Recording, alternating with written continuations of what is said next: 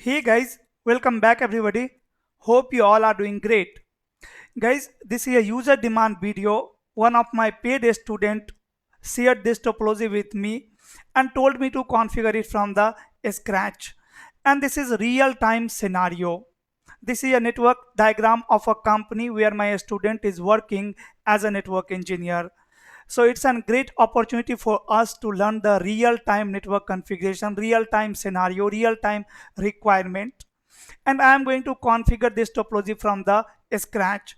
Before starting the configuration, let me tell you about the requirement. What is the requirement of business company? Okay, so as you can see, this is my topology, and in my topology, guys, I have two WAN connection from two different ISP, ISP1 and ISP2. It can be like Airtel, Tata Communication, any two ISP. And we are going to configure this scenario in such a way so that router 1 can perform load balancing between ISP1 and ISP2, right? So topic for day is NAT load balancing for two ISP connection.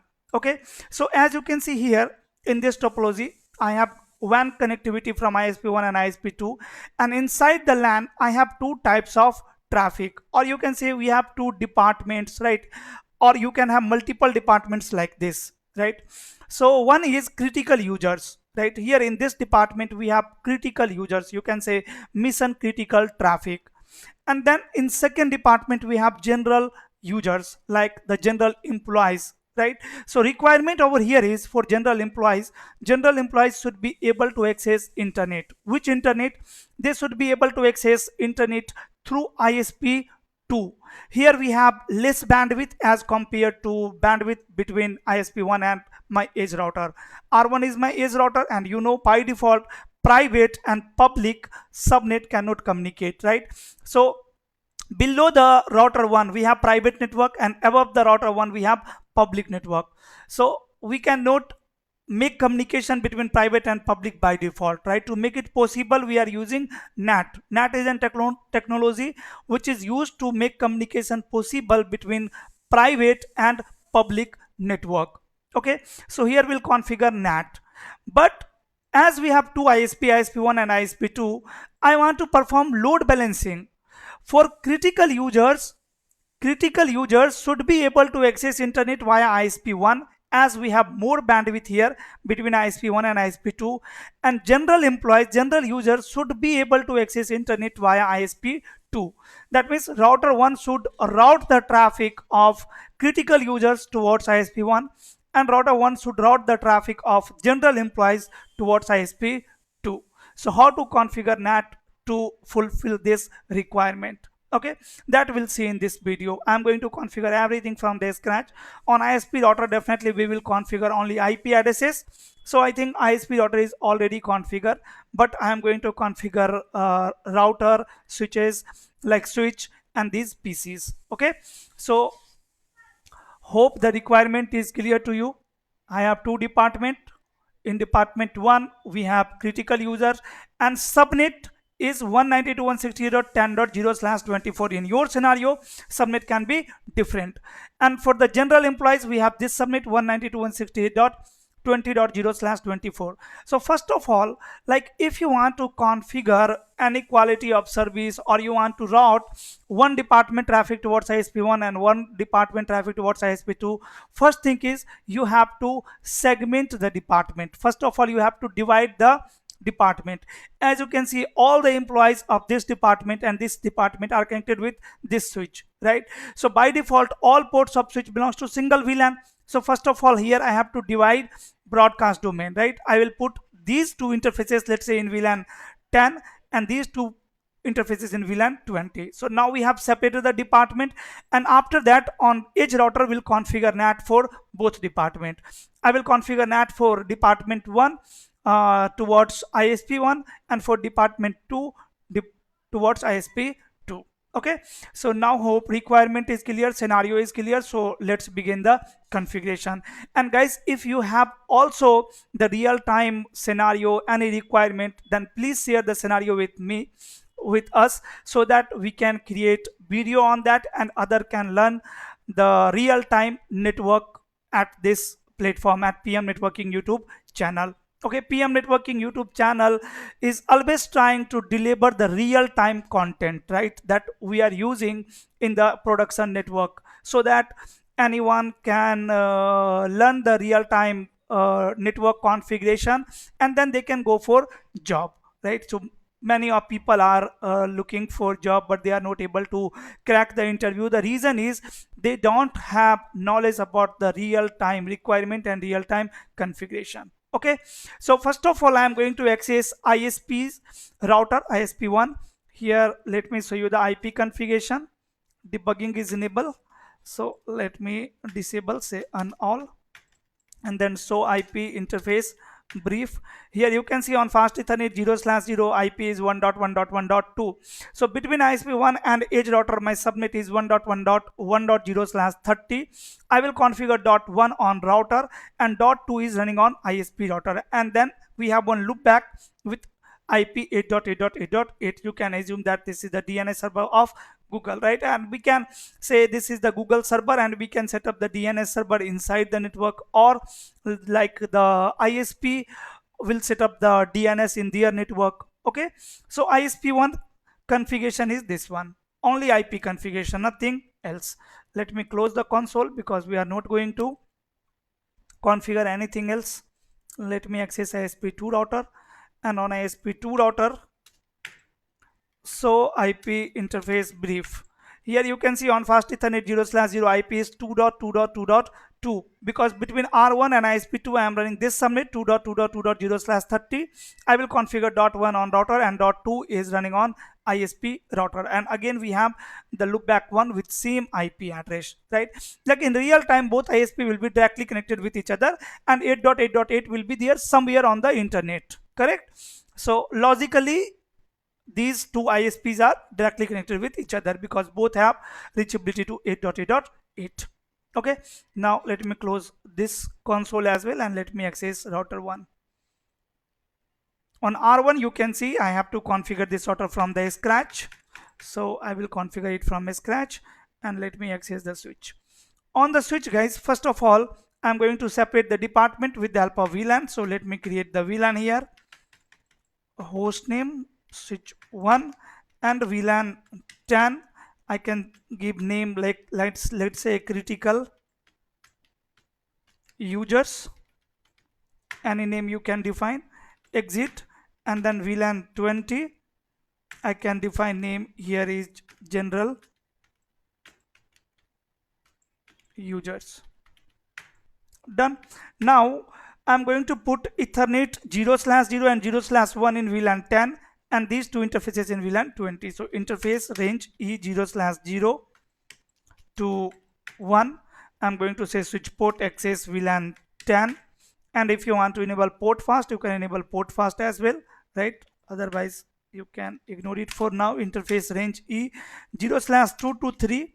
I'm going to put these two interfaces in VLAN 20, so switch port access VLAN 20, and I'm going to configure this interface of switch Ethernet 1/0, which is connected with router, as layer 3 port.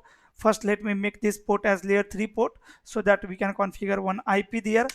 Interface Ethernet 1/0, say no switch port, right, and IP address. Between switch and router you can see my subnet is going to be 10.1.1.0/24. Let me configure .1 on router and .2 on switch. So 10.1.1.2 255.255.255.0, right? Don't need to run no such command because by default port of switch are up. Now next thing is here SVI interface, right? To make communication possible between these two departments, we need to create SVI here. So let me create SVI for VLAN 10 first. I'm going to say no shutdown and IP address. So guys, last IP address from the subnet will be the gateway IP address, right? So I'm going to configure last IP address from the subnet on SVI interface, which is 192.168.1.254 for the critical user, for department 1 255.255.255.0, and interface VLAN 20, again say no set, and IP address, last IP address from this subnet 20.254 192.168.1 20.254.255.255.255.0. Okay, and I already done no set command. Done. Do show IP interface brief exclude unassigned. So you can see we have two SVI interfaces here, right? VLAN 10 and VLAN 20, and this is my layer 3 interface. Now to exchange route between router and this switch, we can configure any routing protocol. So let's configure OSPF routing protocol here on interface E0/1. I'm going to enable OSPF. So say IP OSPF, sorry, on interface E1/0, IP OSPF 1 area 0 and IP OSPF network. Let me configure point to point, and then I'm going to enable OSPF on VLAN interfaces, SVI interface. So interface, we can use range command here, interface range VLAN 10 and VLAN 20, and say IP OSPF 1 area 0. Now so IP OSPF interface brief, you can see OSPF is enabled on all the interfaces. Done. Now let me configure router 1 R1. On R1, let me define the IP first on inside interface. F0/0 is my LAN interface, say no set, and IP address 10.1.1.1 255.255.255.0, and IP OSPF network. Here I am going to set network type point to point, and let me enable the OSPF IP OSPF 1 area 0. Done, guys. And we can configure inside interface as well, IP NAT inside, because this interface will be my inside interface. After that, let me configure outside interface, WAN interfaces, interface F1/0. So you can see this interface is connected with ISP 1. Say no set here. We can define the description if you want to configure for the identification. We can say description and connected to ISP 1 like this, and then say IP address 1.1.1.1 255.255.255.252 because slash value is 32, and IP NAT outside. Done. We are done with interface F1/0 configuration on router 1. Let me configure second WAN interface, which is F2/0. Again I am saying no set, and I am going to define one description. Let's say connected to ISP 2, and then say IP address 2.2.2.1 255.255.252 and IP NAT outside. IP NAT outside. Done. Let me check once the configuration of F1/0. Do so run interface F1/0. So yes, I have defined the outside interface. Done, guys. So we have configured the interfaces. Now we need to configure NAT. And to configure NAT, first of all, we have to identify the traffic, for which traffic you are going to perform translation, like how you will define the source. So let me create two access control list. One will identify the critical users and one will identify the general users. So access list number 10, you can create a standard ACL as well as extended ACL, right? So let's say access list number 10, and I'm going to say permit 192.168.10.0.0.255, and access list number 20 for VLAN 20 users, permit 192.168.20.0 and 0.0.255. We are done with the access list configuration. Do show access list. So you can see we have two access lists here, access list number 10, access list number 20. Now we need to configure NAT here, and before configuring NAT, see, we have multiple options to configure NAT here. We can define source directly from the access list. We can define source through route map, right? But before implementing the NAT, we have to configure route for ISP. Like for 8.8.8, this router don't have route, so router cannot route the traffic for 8.8.8. So we need to configure default route. And how many default route? Two default route, one towards ISP1, one towards ISP2. And here we are not going to like configure conditional default route, because we are going to achieve load balancing. So for the both default route, AD value and metric is going to be default. So let me say IP route 0.0.0 exit interface f1/0, and next hop IP address 1.1.2, which is the IP address of ISP1 router, and one more default route IP route 0.0.0 exit interface f2/0, and next hop IP 2.2.2. Now you can verify do so IP route and say include 0.0.0. So you can see it is performing load balancing for the default route. What happened here? Do so IP route, yeah, it is performing load balancing for the default route, right? Because we have same AD value for both. Correct. Now we need to configure NAT for both ISP.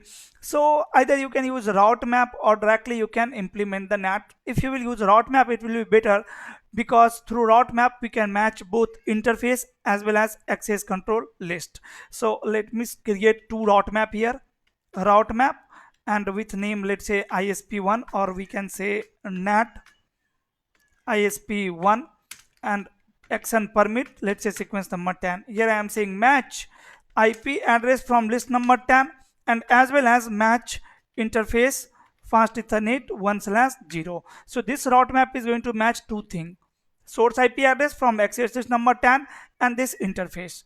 Then we can create one more route map, and name is NAT ISP 2, and again action permit sequence number 10 and match IP address from list number 20. So this time this route map will match address from access list number 20, and it will match which interface? Interface fast Ethernet 2/0, which is connected with ISP 2. Let's exit, and now let me create NAT rule. To create NAT rule, command is IP NAT inside and then define source. So I'm going to define source from route map, and see the route map, do so route map. So here we have route map, two route map, right? Even we can use command do so run and then section route map. So this is the configuration of route map, right? Let's configure the NAT rule now. IP NAT inside source, and it will match source from route map. Name of route map NAT-ISP1, and then I am going to say translate IP address which is running on interface fast Ethernet 1/0, and to enable PAT say overload, right? So this is first NAT rule for the critical traffic, and let me get one more NAT rule for general user. So IP NAT inside, again source, and source it will match from a route map. Name of route map is NAT ISP 2, and it will translate the source into the IP address which is running on interface f2/0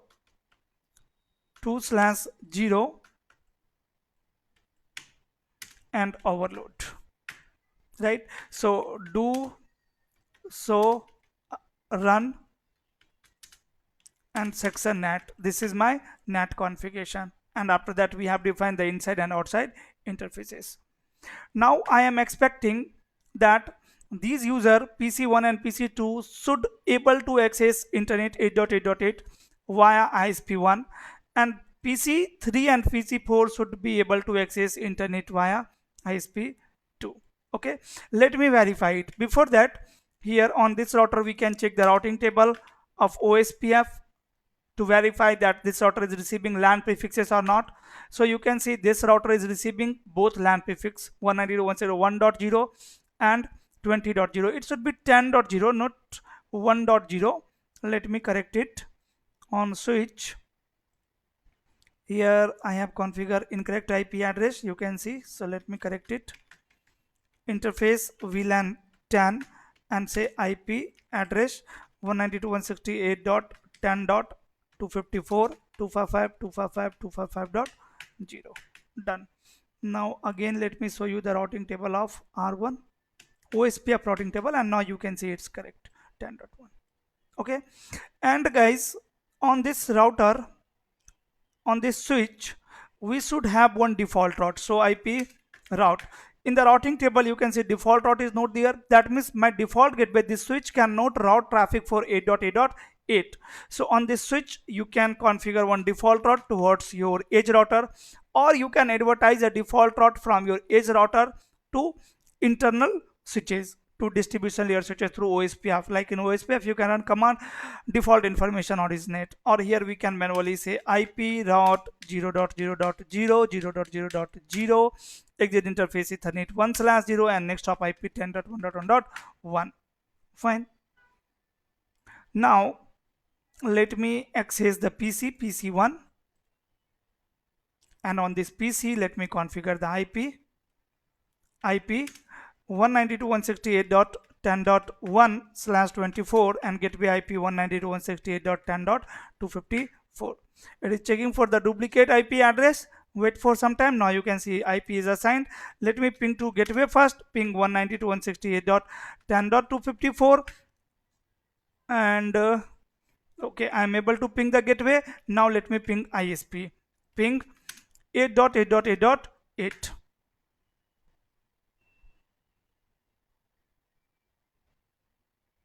and ping is not working. I have to troubleshoot what is the issue, why ping is not working, and I am getting this error, timeout error, right? So guys, for the troubleshooting, let me access ISP1, and here I am going to debug ICMP to check this router is receiving ICMP request or not. So debug IP ICMP, and let me take you to again PC, and from the PC again I am going to ping. No, this ISP router ISP1 is not receiving any traffic ICMP packet. Now on router I am going to enable debugging for NAT, debug IP NAT detail, and let me ping again, and you can see router is not performing any translation. Router is not performing any translation. Now question is why router is not performing any translation. So IP route, so default route is there, both ISP are reachable, ping 1.1.1.2, yeah, and ping 2.2.2, yes, it is reachable, and to IP is also correct, everything is fine. So run section NAT rule is also active, and inside and outside interfaces are also configured. So what happened here, debug IP NAT, and let me try to ping the router first 10.1.1.1. I'm able to ping the router and ping 8.8.8.8.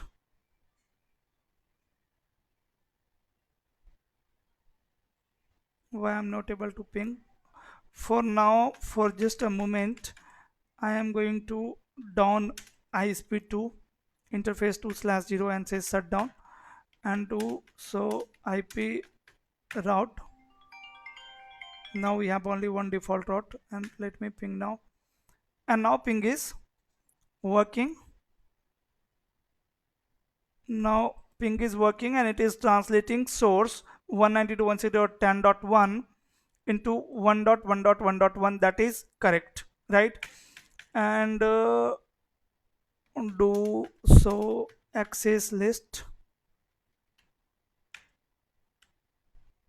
Let me check the access list once. Access list is also correct. So it's happening just because of simulation. Don't worry, it will work fine, right? Like here. Now again I am going to run nusat command, and after that ping is not working properly. So this is just because of simulation. Don't worry, in real time it will work. From the switch, if I am pinging let's say 8.8.8, and I am saying source interface VLAN 10. So you can see ping is working. Ping is working for VLAN 10 and ping 8.8.8.8 inter source VLAN 20. So from VLAN 20 interface also you can check this ping will also work. Wait, on R1 do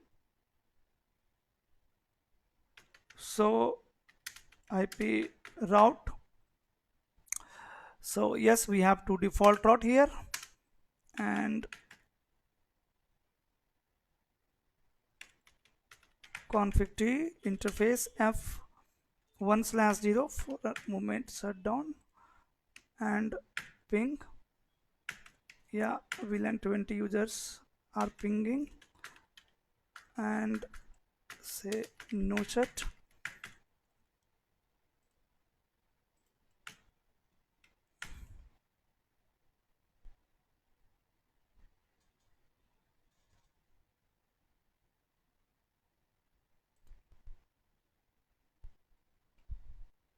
This ping should work. Let me do one thing. Let me remove the NAT rule through route map. Do so run section NAT and let me use ACL directly for the source.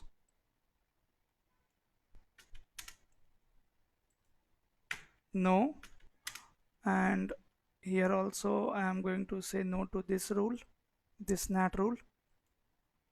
And okay, NAT is in use, so do clear IP NAT translation star, and after that you can remove it. Okay, do so run section NAT.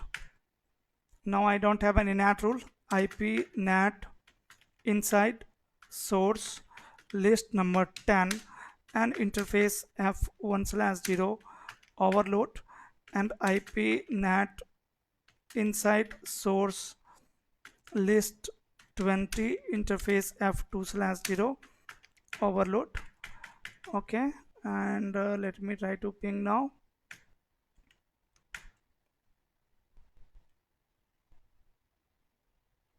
On router C.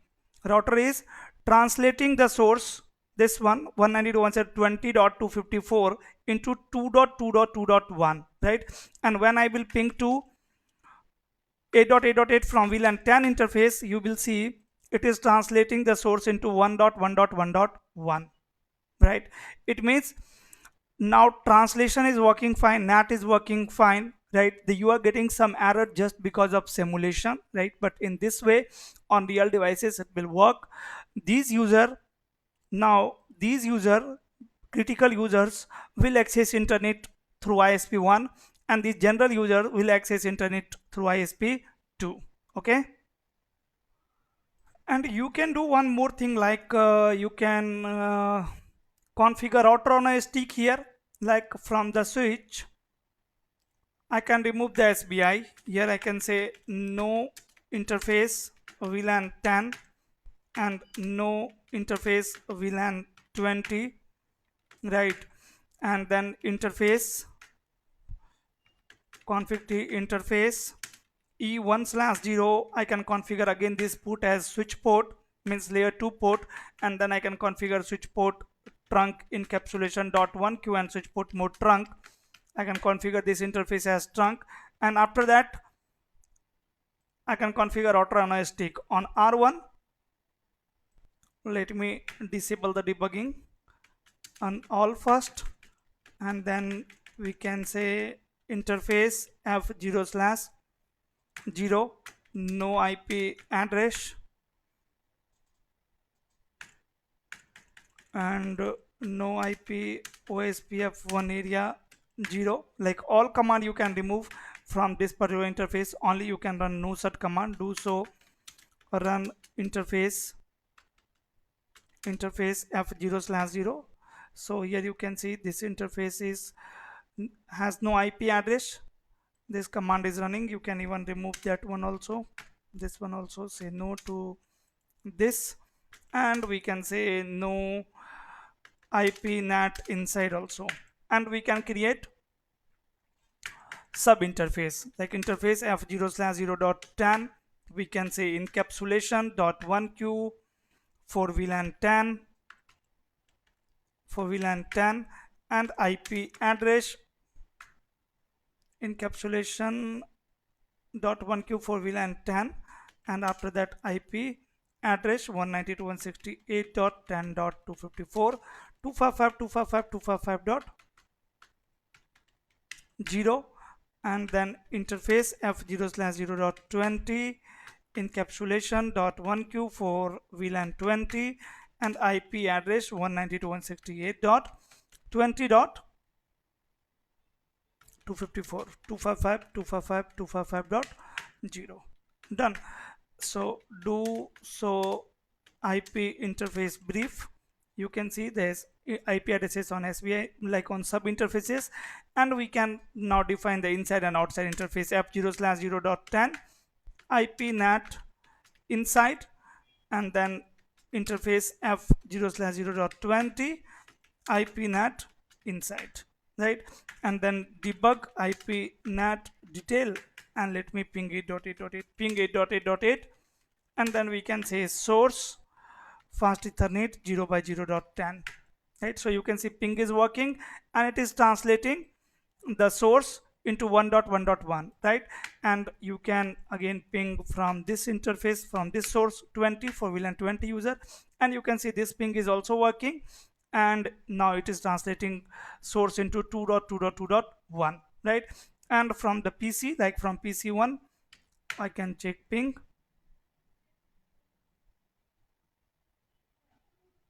But this is just because of simulation, don't worry, ping will work. Ping 192.168.10.254.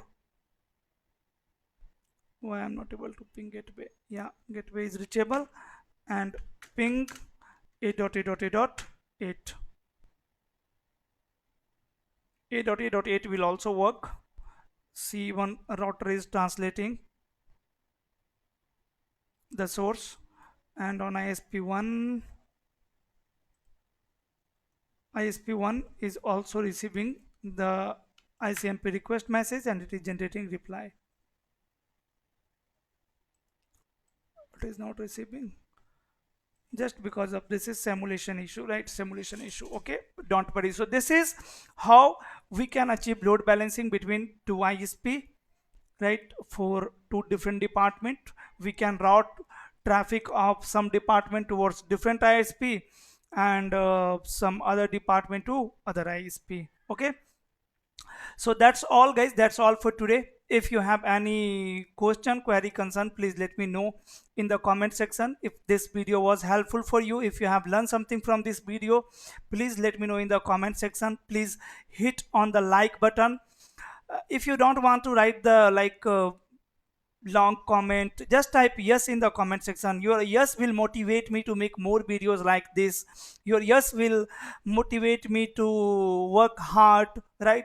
Like, because once you will type yes in the chat, in the comment section, I will get to know that these videos are helpful for you and you guys are learning from these types of videos. So feedback is very important for continuously working, for consistency. Okay, so make sure if you are learning, then you should share your feedback in the comment section.